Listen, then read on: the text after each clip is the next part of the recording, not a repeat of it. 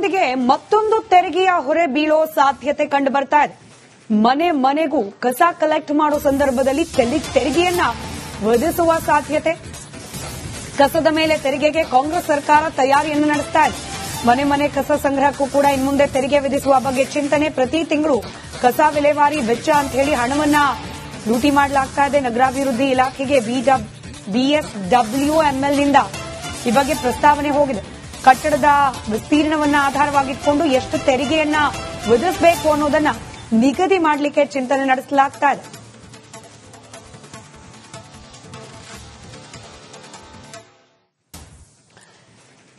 ಸುಮಾರು 600 ಚದರ ಅಡಿಯ ಕಟ್ಟಡಕ್ಕೆ ತಿಂಗಳಿಗೆ 10 ರೂಪಾಯಿ, 1000 ಚದರದವರೆಗೆ ಕಟ್ಟಡ ಇದ್ರೆ ತಿಂಗಳಿಗೆ 50 ರೂಪಾಯಿ, 2000 ಚದರ ಅಡಿ ಮೀರಿದ ಕಟ್ಟಡಗಳಿಗೆ 100 ರೂಪಾಯಿ, 3000 ಚದರ ಅಡಿ ಕಟ್ಟಡಕ್ಕೆ 150 ರೂಪಾಯಿ. ಹೀಗೆ ಮನೆ ಅಥವಾ ಕಟ್ಟಡದ ಡೈಮೆನ್ಷನ್ ಆಧಾರದ ಮೇಲೆ ತೆರಿಗೆಯನ್ನ ವಿಧಿಸಲಿಕ್ಕೆ 400 ರೂಪಾಯಿವರೆಗೆ, ತಿಂಗಳಿಗೆ 400 ರೂಪಾಯಿವರೆಗೆ ತೆರಿಗೆಯನ್ನ ವಿಧಿಸಲಿಕ್ಕೆ ಚಿಂತನೆ ನಡೆಸಲಾಗ್ತಾ ಇದೆ.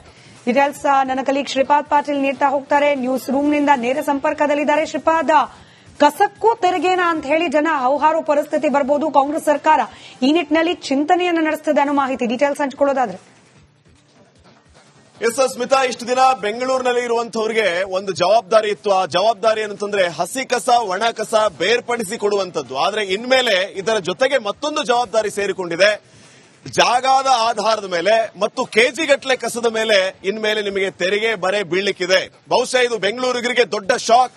ಇನ್ಮೇಲೆ ಕಸ ಎಷ್ಟು ಮಾಡಬೇಕು ಅನ್ನೋದ್ರ ಮೇಲೆಯೂ ಕೂಡ ಅವರು ವಿಚಾರ ಮಾಡಬೇಕಾಗುತ್ತೆ. ಅವರ ಮನೆ ಎಷ್ಟು ವಿಸ್ತೀರ್ಣದಲ್ಲಿ ಇದೆ ಅನ್ನೋದರ ಮೇಲೆ ಇವತ್ತು ಅವರು ಕಸದ ಮೇಲೆಯೂ ಕೂಡ ತೆರಿಗೆ ಕಟ್ಟಬೇಕಾದಂತಹ ಅನಿವಾರ್ಯತೆ ಎದುರಾಗಿದೆ. ಇದು ಸಹಜವಾಗಿ ಆಕ್ರೋಶಕ್ಕೆ ಕಾರಣ ಆಗಿದೆ. ಏಪ್ರಿಲ್ 1ನೇ ತಾರೀಕಿಂದ ಆಸ್ತಿ ತೆರಿಗೆ ಹೆಚ್ಚಾಗ್ತಾ ಇದೆ. ಈ ಕಸಕ್ಕೆ ಬಳಕೆದಾರರ ಶುಲ್ಕ ಅಂತ ಹೇಳಿ ಆಸ್ತಿ ತೆರಿಗೆ ಜೊತೆಗೆ ಸೇರಿಸ್ತಾ ಇದ್ದಾರೆ. ಇದರಿಂದಾಗಿ ಭಾರಿ ಸಮಸ್ಯೆ ಎದುರಾಗುತ್ತೆ ಅನ್ನೋದ್ರಲ್ಲಿ ಯಾವುದೇ ರೀತಿಯ ಸಂಶಯ ಇಲ್ಲ. ಯಾಕಂದ್ರೆ ಈಗಾಗಲೇ ತ್ಯಾಜ್ಯ ನಿರ್ವಹಣೆಗೆ ಬೆಂಗಳೂರಿಗರು ವಾರ್ಷಿಕವಾಗಿ 600 ಕೋಟಿ ರೂಪಾಯಿಯನ್ನ ಕಟ್ತಾ ಇದ್ದಾರೆ, ಪಾವತಿ ಮಾಡ್ತಾ ಇದ್ದಾರೆ.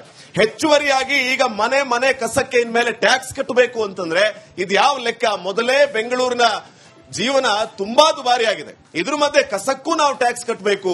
ಹಾಲಿನ ದರ ಹೆಚ್ಚಾಗಿದೆ, BMTC ದರ ಹೆಚ್ಚು, ಮೆಟ್ರೋ ದರ ಹೆಚ್ಚು. ಜೀವನ ಮಾಡೋದಾ ಅಥವಾ ಊರ್ ಕಡೆ ಹೋಗ್ಬಿಡೋದಾ ಅನ್ನುವಂತಹ ಪ್ರಶ್ನೆಯನ್ನ ಜನಸಾಮಾನ್ಯರು ಮಾಡ್ತಾ ಇದ್ದಾರೆ.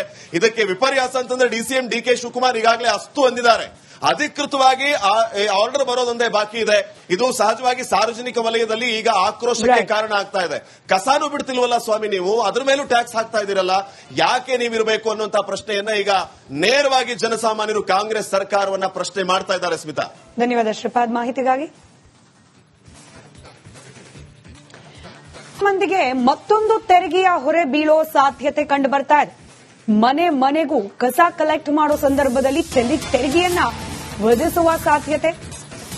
ಕಸದ ಮೇಲೆ ತೆರಿಗೆಗೆ ಕಾಂಗ್ರೆಸ್ ಸರ್ಕಾರ ತಯಾರಿಯನ್ನು ನಡೆಸ್ತಾ ಇದೆ. ಮನೆ ಮನೆ ಕಸ ಸಂಗ್ರಹಕ್ಕೂ ಕೂಡ ಇನ್ಮುಂದೆ ತೆರಿಗೆ ವಿಧಿಸುವ ಬಗ್ಗೆ ಚಿಂತನೆ. ಪ್ರತಿ ತಿಂಗಳು ಕಸ ವಿಲೇವಾರಿ ವೆಚ್ಚ ಅಂತ ಹೇಳಿ ಹಣವನ್ನ ಲೂಟಿ ಮಾಡಲಾಗ್ತಾ ಇದೆ. ನಗರಾಭಿವೃದ್ಧಿ ಇಲಾಖೆಗೆ BSWMLನಿಂದ ಈ ಬಗ್ಗೆ ಪ್ರಸ್ತಾವನೆ ಹೋಗಿದೆ. ಕಟ್ಟಡದ ವಿಸ್ತೀರ್ಣವನ್ನ ಆಧಾರವಾಗಿಟ್ಕೊಂಡು ಎಷ್ಟು ತೆರಿಗೆಯನ್ನ ವಿಧಿಸಬೇಕು ಅನ್ನೋದನ್ನ ನಿಗದಿ ಮಾಡಲಿಕ್ಕೆ ಚಿಂತನೆ ನಡೆಸಲಾಗ್ತಾ ಇದೆ.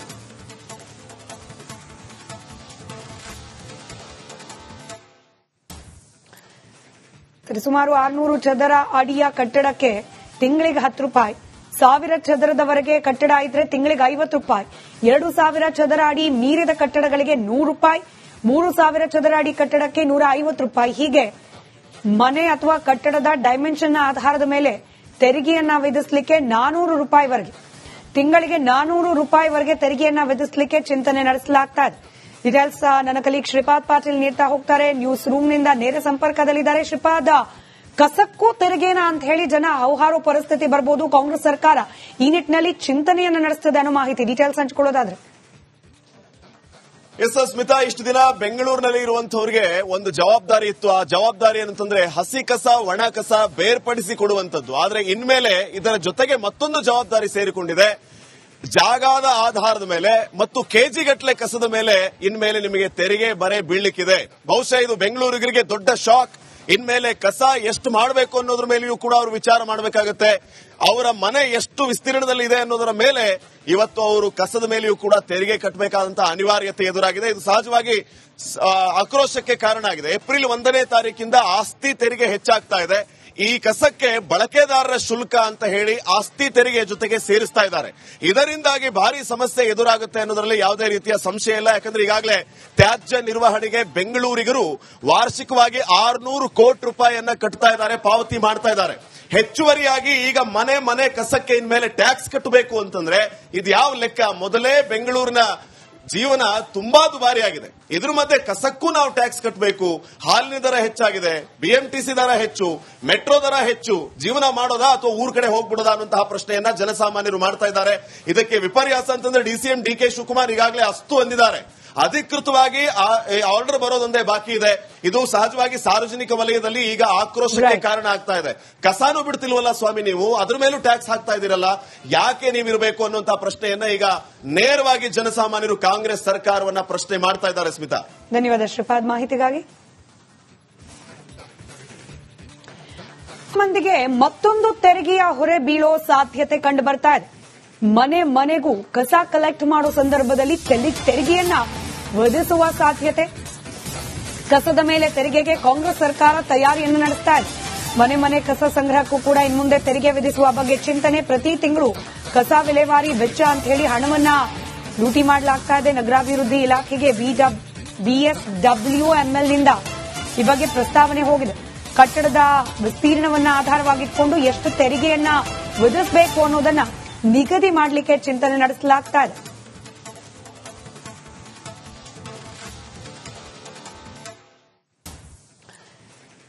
ಸುಮಾರು 600 ಚದರ ಅಡಿಯ ಕಟ್ಟಡಕ್ಕೆ ತಿಂಗಳಿಗೆ 10 ರೂಪಾಯಿ, 1000 ಚದರದವರೆಗೆ ಕಟ್ಟಡ ಇದ್ರೆ ತಿಂಗಳಿಗೆ 50 ರೂಪಾಯಿ, 2000 ಚದರ ಅಡಿ ಮೀರಿದ ಕಟ್ಟಡಗಳಿಗೆ 100 ರೂಪಾಯಿ, 3000 ಚದರ ಅಡಿ ಕಟ್ಟಡಕ್ಕೆ 150 ರೂಪಾಯಿ. ಹೀಗೆ ಮನೆ ಅಥವಾ ಕಟ್ಟಡದ ಡೈಮೆನ್ಷನ್ ಆಧಾರದ ಮೇಲೆ ತೆರಿಗೆಯನ್ನ ವಿಧಿಸಲಿಕ್ಕೆ 400 ರೂಪಾಯಿವರೆಗೆ, ತಿಂಗಳಿಗೆ 400 ರೂಪಾಯಿವರೆಗೆ ತೆರಿಗೆಯನ್ನ ವಿಧಿಸಲಿಕ್ಕೆ ಚಿಂತನೆ ನಡೆಸಲಾಗ್ತಾ ಇದೆ.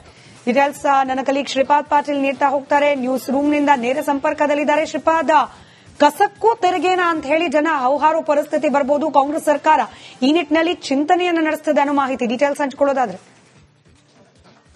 ಎಸ್ ಸ್ಮಿತಾ, ಇಷ್ಟು ದಿನ ಬೆಂಗಳೂರಿನಲ್ಲಿ ಇರುವಂತವರಿಗೆ ಒಂದು ಜವಾಬ್ದಾರಿ ಇತ್ತು. ಆ ಜವಾಬ್ದಾರಿ ಏನಂತಂದ್ರೆ ಹಸಿ ಕಸ ಒಣ ಕಸ ಬೇರ್ಪಡಿಸಿ ಕೊಡುವಂತದ್ದು. ಆದ್ರೆ ಇನ್ಮೇಲೆ ಇದರ ಜೊತೆಗೆ ಮತ್ತೊಂದು ಜವಾಬ್ದಾರಿ ಸೇರಿಕೊಂಡಿದೆ. ಜಾಗದ ಆಧಾರದ ಮೇಲೆ ಮತ್ತು ಕೆಜಿಗಟ್ಟಲೆ ಕಸದ ಮೇಲೆ ಇನ್ಮೇಲೆ ನಿಮಗೆ ತೆರಿಗೆ ಬರೆ ಬೀಳ್ಲಿಕ್ಕಿದೆ. ಬಹುಶಃ ಇದು ಬೆಂಗಳೂರಿಗರಿಗೆ ದೊಡ್ಡ ಶಾಕ್. ಇನ್ಮೇಲೆ ಕಸ ಎಷ್ಟು ಮಾಡಬೇಕು ಅನ್ನೋದ್ರ ಮೇಲೆಯೂ ಕೂಡ ಅವರು ವಿಚಾರ ಮಾಡಬೇಕಾಗತ್ತೆ. ಅವರ ಮನೆ ಎಷ್ಟು ವಿಸ್ತೀರ್ಣದಲ್ಲಿ ಇದೆ ಅನ್ನೋದರ ಮೇಲೆ ಇವತ್ತು ಅವರು ಕಸದ ಮೇಲೆಯೂ ಕೂಡ ತೆರಿಗೆ ಕಟ್ಟಬೇಕಾದಂತಹ ಅನಿವಾರ್ಯತೆ ಎದುರಾಗಿದೆ. ಇದು ಸಹಜವಾಗಿ ಆಕ್ರೋಶಕ್ಕೆ ಕಾರಣ ಆಗಿದೆ. ಏಪ್ರಿಲ್ 1ನೇ ತಾರೀಕಿಂದ ಆಸ್ತಿ ತೆರಿಗೆ ಹೆಚ್ಚಾಗ್ತಾ ಇದೆ. ಈ ಕಸಕ್ಕೆ ಬಳಕೆದಾರರ ಶುಲ್ಕ ಅಂತ ಹೇಳಿ ಆಸ್ತಿ ತೆರಿಗೆ ಜೊತೆಗೆ ಸೇರಿಸ್ತಾ ಇದ್ದಾರೆ. ಇದರಿಂದಾಗಿ ಭಾರಿ ಸಮಸ್ಯೆ ಎದುರಾಗುತ್ತೆ ಅನ್ನೋದ್ರಲ್ಲಿ ಯಾವುದೇ ರೀತಿಯ ಸಂಶಯ ಇಲ್ಲ. ಯಾಕಂದ್ರೆ ಈಗಾಗಲೇ ತ್ಯಾಜ್ಯ ನಿರ್ವಹಣೆಗೆ ಬೆಂಗಳೂರಿಗರು ವಾರ್ಷಿಕವಾಗಿ 600 ಕೋಟಿ ರೂಪಾಯಿಯನ್ನ ಕಟ್ತಾ ಇದ್ದಾರೆ, ಪಾವತಿ ಮಾಡ್ತಾ ಇದ್ದಾರೆ. ಹೆಚ್ಚುವರಿಯಾಗಿ ಈಗ ಮನೆ ಕಸಕ್ಕೆ ಇನ್ಮೇಲೆ ಟ್ಯಾಕ್ಸ್ ಕಟ್ಟಬೇಕು ಅಂತಂದ್ರೆ ಇದು ಯಾವ ಲೆಕ್ಕ? ಮೊದಲೇ ಬೆಂಗಳೂರಿನ ಜೀವನ ತುಂಬಾ ದುಬಾರಿಯಾಗಿದೆ. ಇದ್ರ ಮಧ್ಯೆ ಕಸಕ್ಕೂ ನಾವು